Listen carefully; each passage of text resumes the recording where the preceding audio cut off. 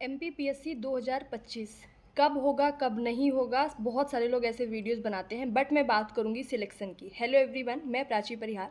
20, 21, 22, 23 लगातार चारों prelims clear करने का तजुर्बा प्राप्त है और बहुत ही कम टाइम में मैंने पढ़ा। और 25 का, सॉरी, 19, 20, 21, 22, 23, ठीक है, 24 का एक क्वेश्चन से रह गया था। उसकी वजह शायद मुझे लगता है कि मेंटरशिप मेरा बैच चल रहा था, अपने साथ में अपने हज़ारों बच्चों को साथ में लेके 1500 करीब मेरे मेंटरशिप में थे। उस वजह से मैं एक्सक्यूज़ नहीं कर रही हूँ। एक क्वेश्चन से आउट होना मतलब ये हो सकता है कि किस्मत साथ नहीं दी, सफाई नहीं दे रही हूँ, बट मैं बता रही हूँ, ठीक है। देखो सिलेक्शन के लिए छोटी छोटी चीज़ों को आपको फॉलो करना होगा। वो छोटे छोटे टिप्स क्या हैं वो मैं बता देती हूँ। जैसे सबसे पहले तो ये है कि आपको सिलेबस पता होना चाहिए। बहुत सारे लोग 25 में अचानक से पेपर देंगे, ठीक है, बैठेंगे पेपर में, तो उनको सिलेबस की जानकारी होनी चाहिए। उनको इस चीज़ के पता होना चाहिए कि ठीक है, अगर यूनिट 1 में हिस्ट्री आ रही है तो वहाँ से डीप क्वेश्चन आ रहे हैं, तो हिस्ट्री को इतना ज़्यादा तवज्जो देने की ज़रूरत नहीं है कि हमको एक एक क्वेश्चन सॉल्व ही करना है।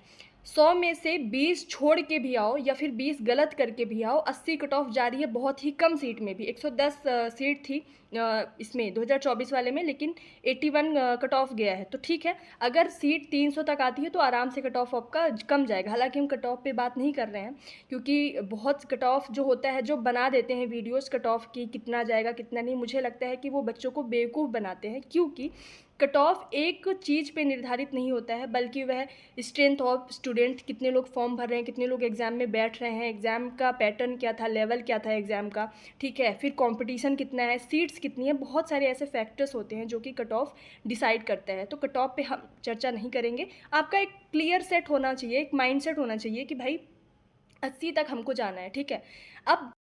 अब दूसरी चीज़, आपके पास सिलेबस आ गया, ठीक है। अब पी वाई क्यूज आपको गाइड करेंगे कि अगर मैं हमेशा अपने मेंटरशिप में भी हर जगह बताती हूँ कि आपको नदियों से हर साल क्वेश्चन आएंगे। पी वाई क्यूज में उठा के जब आप क्वेश्चन पढ़ोगे तो आपको समझ आएगा कि नदियों में भी, सहायक नदियों से बहुत सारे क्वेश्चंस आ रहे हैं।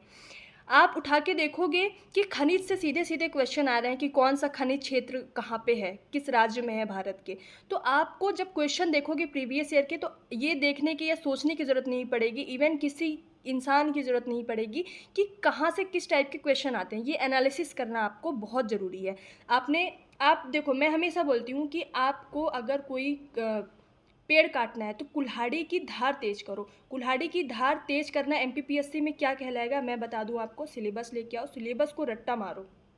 यूनिट 1 to 10 प्रीलिम्स का एकदम आपको सिलेबस रटा हुआ होना चाहिए, ताकि आप कभी न्यूज़पेपर पढ़ो, कभी करंट अफेयर्स पढ़ो तो आपको समझ आना चाहिए कि संस्कृति भी है। अगर कोई नई साइट, भारत की कोई नई साइट या फिर कोई नया स्थान यूनेस्को में विश्व धरोहर स्थल में शामिल हुआ है, तो आपको पता होना चाहिए कि यूनिट 1 में नया एक आर्ट एंड कल्चर करके एक नया ऐड हुआ है, नया टॉपिक ऐड हुआ है। तो वो हमारे लिए एज अ करेंट और एज अ यूनिट 1 की हिस्ट्री बहुत इंपॉर्टेंट हो गई। तो आपको सिलेबस रटा हुआ होना चाहिए।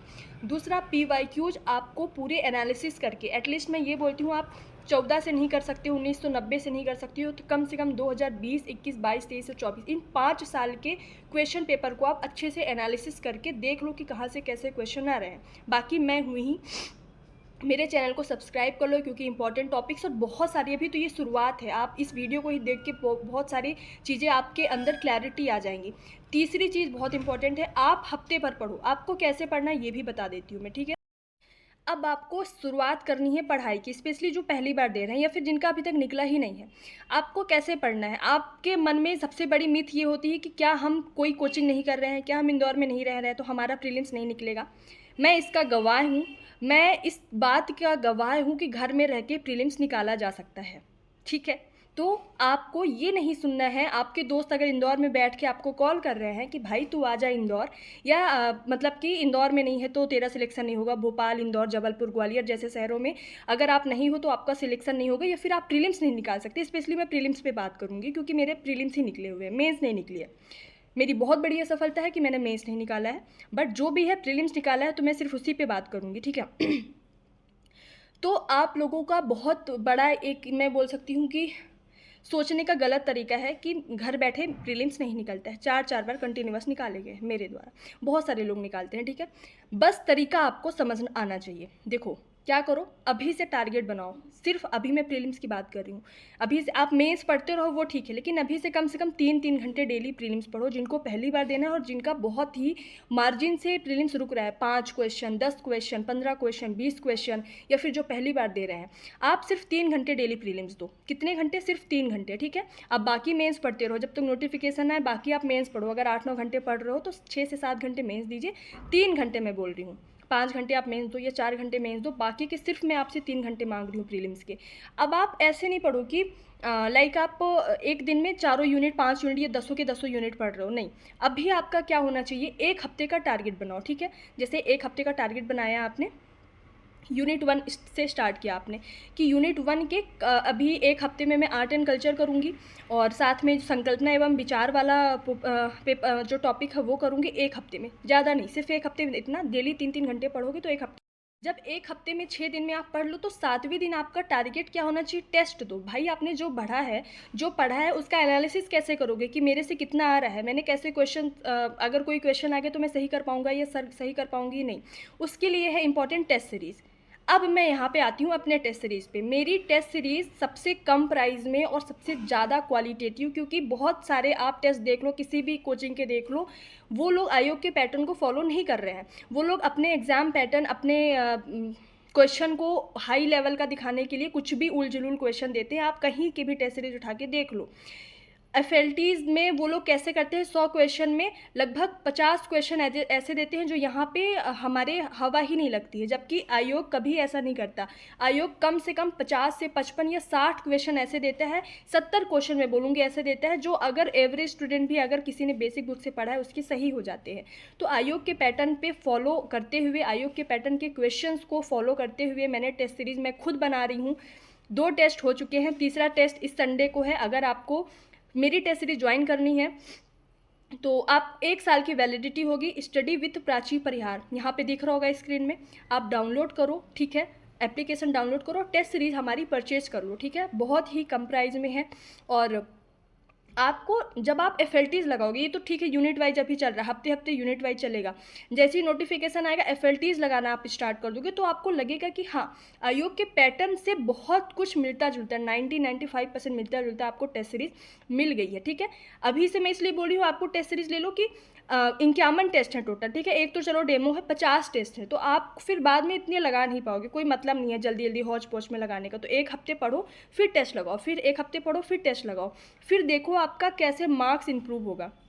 मैं मानती हूँ कि पहले हफ्ते शायद आपके 100 में से हो सकता है आपके 40 ही आए, 50 आए।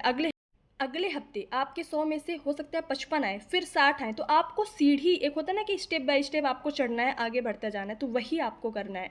तो मैंने क्या बताया, पीवाईक्यू आपको रटे हुए, एनालिसिस किए हुए होने चाहिए, सिलेबस आपको रटा हुआ होना चाहिए। हफ्ते में सिर्फ 3 घंटे अभी से डेली दो। दिसंबर तक आप जैसे ही नोटिफिकेशन आए तो आपको प्रीलिम्स की तरफ बढ़ जाना है।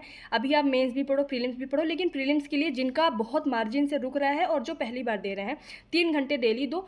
एक हफ्ते में आप क्या करो, यूनिट वाइज पढ़ो कि आपका टारगेट होना चाहिए एक यूनिट के 50% को हम एक हफ्ते में कंप्लीट करेंगे। फिर उसका टेस्ट दो। टेस्ट मैं खुला बोल रही हूँ कि मेरी टेस्ट बेस्ट होने वाली हैं आपके लिए, ठीक है। कुछ अभी मिस्टेक्स हो जाती हैं, वो तो आयोग के क्वेश्चंस में भी मिस्टेक होती हैं।